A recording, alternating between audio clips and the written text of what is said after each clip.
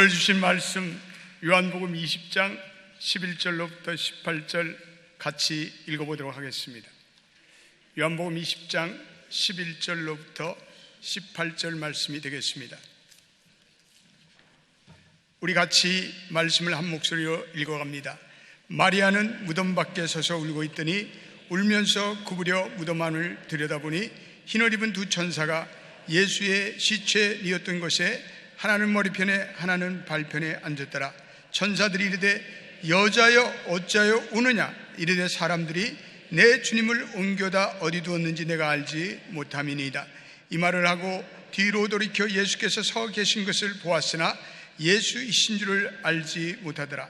예수께서 이르시되 여자여 어찌하여 울며 누구를 찾느냐 하시니 마리아는 그가 동산지기인 줄 알고 이르되 주여 당신이 옮겼거든 어디 두었는지 내게 이르소서. 그리하면 내가 가져가리이다. 예수께서 마리아여 하시거늘 마리아가 돌이켜 히브리 말로 랍오니 하니 이는 선생님이라 이라는 말이라. 예수께서 이르시되 나를 붙들지 말라. 내가 아직 아버지께로 올라가지 아니하였노라. 너는 내 형제들에게 가서 이르되 내가 내 아버지 곧 너희 아버지 내 하나님 곧 너희 하나님께로 올라간다 하라 하시니 막달라 마리아가 가서 제자들에게 내가 주를 보았다 하고 또 주께서 자기에게 이렇게 말씀하셨다 이르니라. 아멘.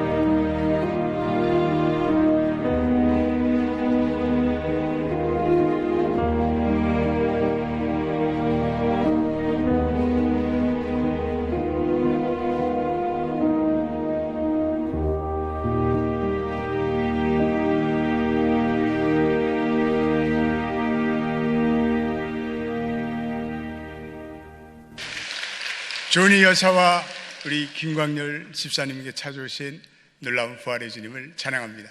우리 비전 예배 한번 손들어 보겠습니다. 비전 예배 오늘 부활 예배 나오신 여러분들을 환영합니다. 다 손들어서 할렐루야. 여러분 정말 잘 오셨습니다. 부활의 영광과 은혜가 여러분들의 마음과 영혼에 넘쳐나기를 바랍니다.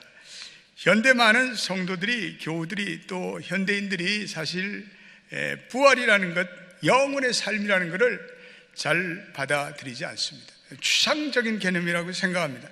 또 부활의 그 어떤 의미를 영적인 의미로 축소 해석하는 경향이 있습니다.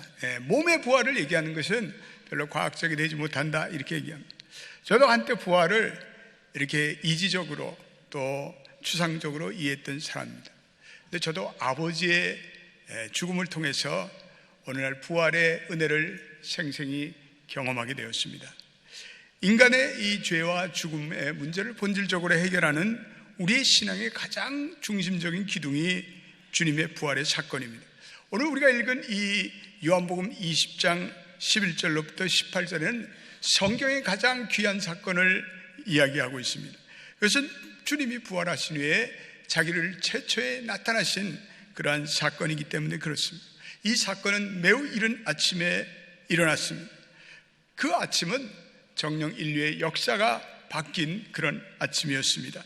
주님은 가장 절망과 슬픔에 헤매고 있던 한 여인에게 찾아오셨습니다. 그리고 그녀에게 부활의 아침을, 소망을 선물로 주셨습니다. 그녀는 부활을 경험합니다. 그녀는 지상에 있는 동안에 주님을 가장 사랑했던 여인 중에 한 사람이었습니다. 그녀는 막달라 마리아였습니다. 한때 7 귀신에 묶여서 온갖 죄와 어둠의 권세에 빠져 살았던 여인이었습니다. 그런데 주님을 만나서 주님께서 이 여인의 내재에 있던 그 악한 영들을 다 쫓아내 주셨습니다. 그리고 그녀를 하여금 영적 자유함을 누리며 살아가도록 은혜를 베푸셨습니다. 그 마리아가 부활의 주님을 최초로 목격하고 나눈 대화가 오늘 우리가 읽은 이 20장 11절로부터 18절 말씀입니다. 이 사복음서는 한결같이 예수님의 부활을 다루면서 그 현장 목격자인 마리아의 이야기를 전하고 있습니다. 마리아는 예수님의 빈 무덤을 목격했던 최초의 증인 중에 한 사람입니다. 오늘 11절 한번 보시면 거기에 마리아는 무덤 밖에 서서 울고 있더니 울면서 구부려 무덤 안을 들여다보았다, 이렇게 되어 있습니다. 무덤은 비어 있었습니다. 마리아는 주님께서 돌아가신 줄만 알고 있었습니다. 예수님을 향한 그녀의 소망과 믿음은 그 모든 그녀의 삶을 차지하고 있었습니다. 그런데 주님이 돌아가셨어요. 그녀를 또 절망케 만들었던 것은 시신이 없어졌습니다. 이에 그녀의 마음속에 형용할 수 없는 슬픔과 그리고 안타까움이 몰려왔습니다. 그래서 그녀는 애통하며 울고 있었습니다. 14절 한번 보시기 바랍니다. 14절 같이 읽어보겠습니다. 시작. 이 말을 하고 뒤로 돌이켜 예수께서 서 계신 것을 보았으나 예수이신 줄은 알지 못하더라. 지나치게 슬픔에 빠져있는 그녀에게 주님이 살아서 그녀 앞에 서 있지만 주님이 주님됨을 알지 못하고 있습니다. 좌절로 가득한 그녀의 시각이 십자가의 죽음과 무덤에 그녀의 시각은 제한되어 있었습니다. 우리도 마찬가지죠. 우리가 십자가 부활의 능력을 경험하기 전까지는 우리 이 땅에 제한된 땅의 현실 속에 갇혀서 우리는 살아가게 됩니다. 우리는 하나님을 새롭게 만나야만, 부활의 주님을 만나야만 우리의 영만이 개안이 돼서 우리는 비로소 새로운 영적 통찰력이 우리에게 찾아오게 됩니다. 수많은 사람들이 이 살아계신 부활의 주님을 만나지 못하고 여전히 십자가에 달려 죽은 무력한 예수님을 생각하고 있습니다. 오늘 천사들이 13절에 마리아에게 이렇게 묻습니다. 여자여 어찌하여 우느냐? 15절에도 예수님께서 여자여 어찌하여 울며 누구를 찾느냐? 여러분, 묘지라는 것은 우는 곳입니다. 애곡하는 곳입니다. 무덤 앞에서는 아무런 소망이 보이지 않습니다. 마리아는 울며 죽은 주님을 무덤 앞에서 찾고 있습니다. 아무것도 해줄 수 없고 또 능력도 없고 연약하고 무력한 주님을 찾고 있습니다. 그녀의 전 존재는 이 무력한 예수의 초점이 맞춰져 있습니다. 마리아는 이 나타난 사람이 동산직이라고 생각합니다. 그가 무슨 이유로든지 예수님의 시체를 옮겼다고 생각합니다. 그녀가 예수님을 알지 못하는 진정한 원인 또 한 가지가 있습니다. 그녀는 너무 눈물을 지나치게 흘려 그 흘리는 슬픔의 눈물이 그녀로 하여금 정상적인 판단을 방해하고 있습니다. 여러분, 우리가 너무 슬퍼하면 판단이 흐려집니다. 그래서 소망이 없는 사람은 슬픔에 빠지기가 쉽습니다. 인생을 살면서 너무 감상적인 인생을 사는 것은 위험합니다. 슬퍼하는 삶은 어떤 의미에서 소망과 그리고 믿음이 없는 삶입니다. 어떠한 일이 인생에 발생하든지 여러분 너무 슬퍼하지 마십시오. 사업의 실패로, 인생의 질병으로, 가정의 문제로, 마음의 내적인 고난으로 너무 슬퍼하는 것은 이건 하나님이 없다는 증거의 표현입니다. 하나님을 향한 믿음이 없다는 표현입니다. 지나친 슬픔은 또 일종의 교만입니다. 이는 문제 해결이 하나님께 없다고 절망하는 것과 같습니다. 믿음과 소망은 온전히 주님을 의지함으로 주어지는 선물입니다. 그러나 과도하게 슬퍼하는 것은 이것은 하나님을 의지하는 것이 아니라 우리 자신의 감정에 집착하는 것입니다. 하나님이 살아계신 한 우리가 슬퍼할 일이 무엇이 있습니까?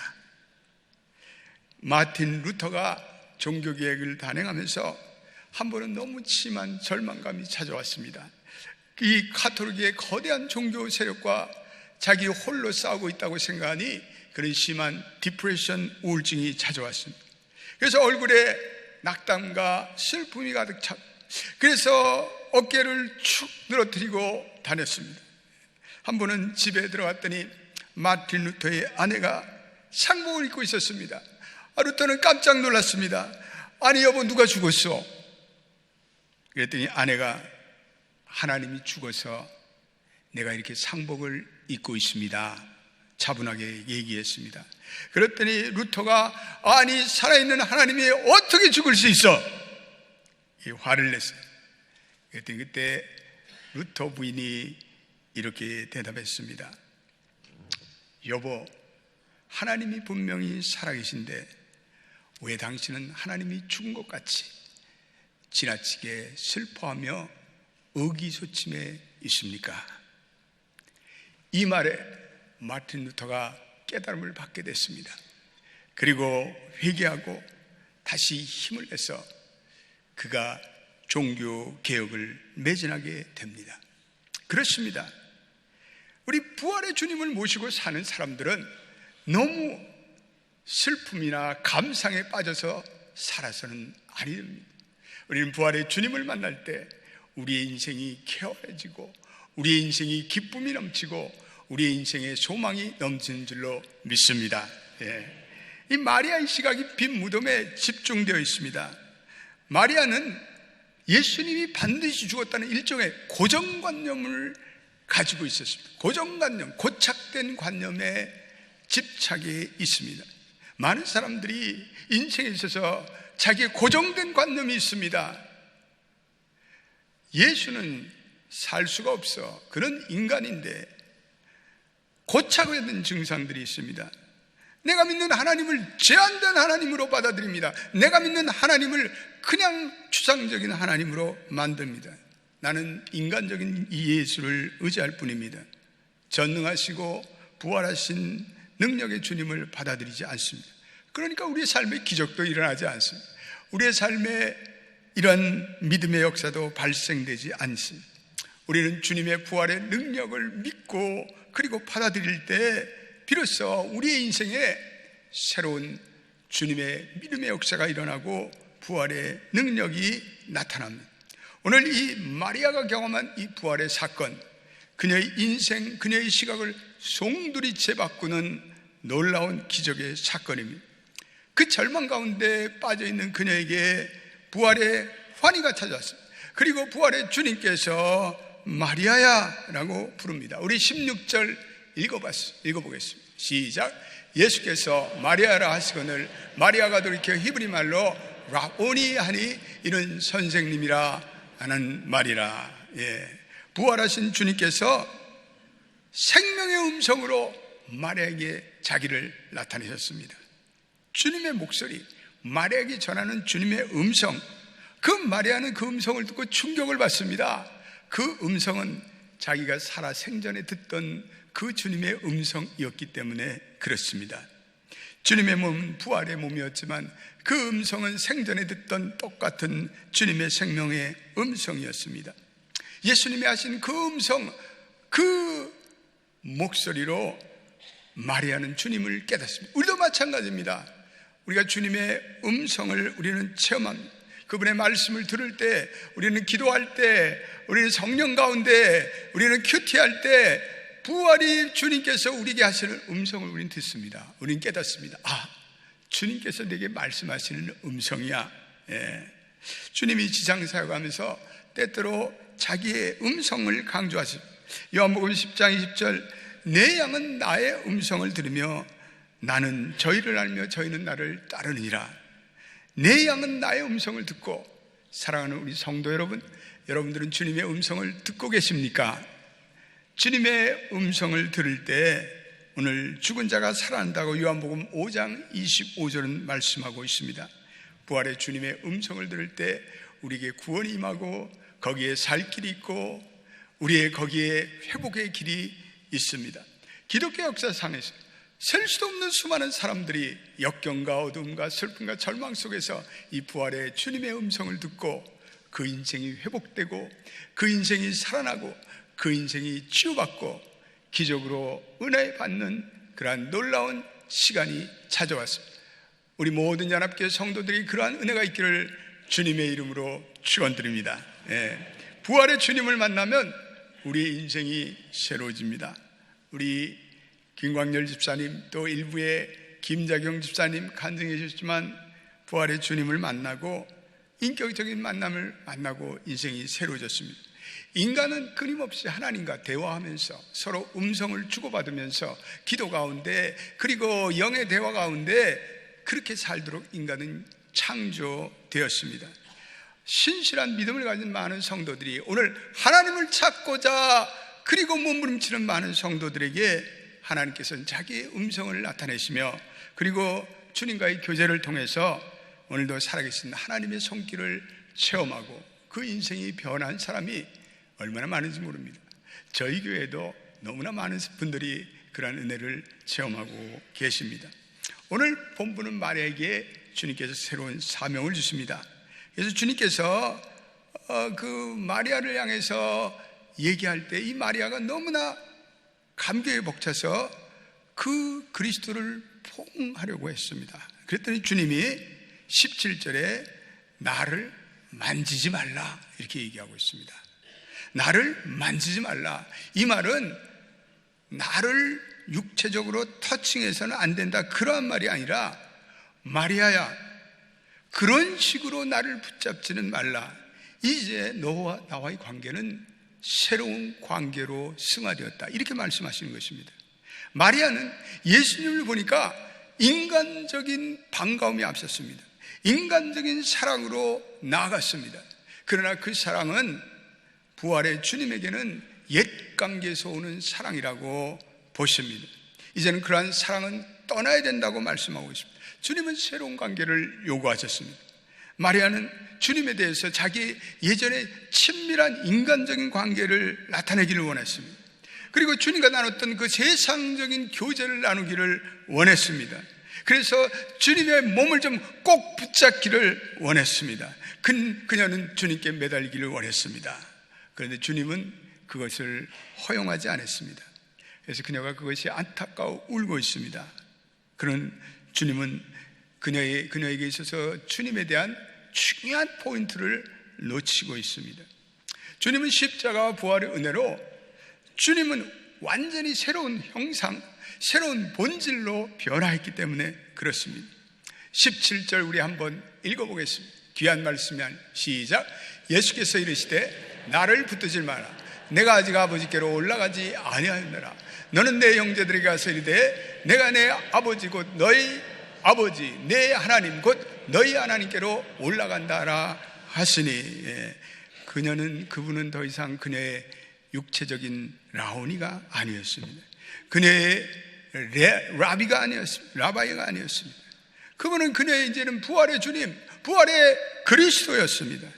그분은 이제는 아버지께로 승천하여 이제는 온 세상에 성령을 보내주실 것입니다. 그리고 그 성령은 주님과 마리아의 관계를 또 다른 새로운 차원의 영적인 관계로 맺도록 은혜를 베풀어 주실 것입니다. 이 땅에 그녀가 경험했던 주님과의 관계와 전혀 다른 차원의 영적인 세계가 도래할 것이다. 오늘 부활의 주님은 놀라운 계시를 마리아에게 주셨습니다. 그 순간에 그녀는 놀라운 영감의 계시가 깨달아집니다. 그녀는 이제는 주님을 붙들고 그러한 이 자기의 세상적인 감정으로 인간적인 감정을 낭비할 시간이 없다고 생각합니다. 그녀에게 놀라운 감동이 찾아옵니다. 그리고 그녀는 달려갑니다. 그리고 제자들을 향해서 주님은 부활하셨습니다. 주님은 예전에 우리가 경험하던 그 주님이 아니가 주님은 부활의 그리스도가 되십니다. 저와 여러분들은 부활하신 주님을 만날 것입니다. 그녀는 온 세상에 부활의 주님을 증언하기 시작했습니다. 사랑하는 성도 여러분, 우리의 마음속에 아직도 빈 무덤에 죽은 예수에 집착하고 있지 않습니까? 지난날에 여러분들이 경험했던 그런 아직도 미약한 무력한 예수에 집착하고 있지는 않습니까? 거기에는 절망과 한숨과 그리고 문제의 해결의 기미가 보이지 않습니다. 눈을 들어 무덤을 깨치고 부활하신 주님께 여러분과 저의 시선을 맞춘다면 거기에는 새로운 환희, 거기에는 새로운 은혜, 믿음의 역사, 비전의 역사, 기적의 역사가 찾아올 줄로 믿습니다. 오늘 마리아는 이 부활의 아침에 확고한 신앙을 갖습니다. 이 아침, 예전의 아침이 아니었습니다. 이 아침 세상은 정령 바뀌고 말았습니다. 그분이 살아남으로 인류의 새로운 여명이 동토왔습니다. 이 부활의 신앙을 가지고 부활의 아침을 맞이하는 사람마다 새로운 인생으로 거듭납니다.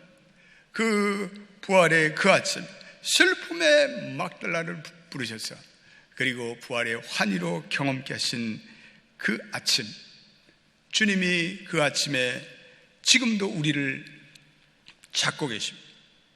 여자여 어찌하여 울며 누구를 찾고 있느냐? 기도합시다. 주님, 그렇습니다. 역사가 뒤바뀐 부활절의 아침입니다. 이 부활절에 우리 사랑하는 연합교회 모든 성도들에게 부활의 영광과 은혜가 충만하기를 원합니다.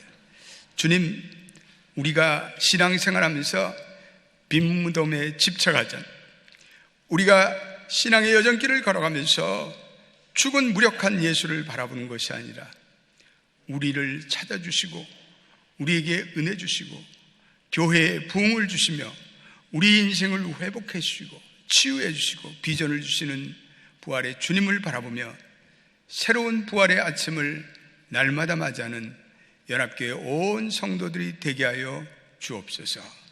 예수님의 이름으로 기도드립니다. 아멘.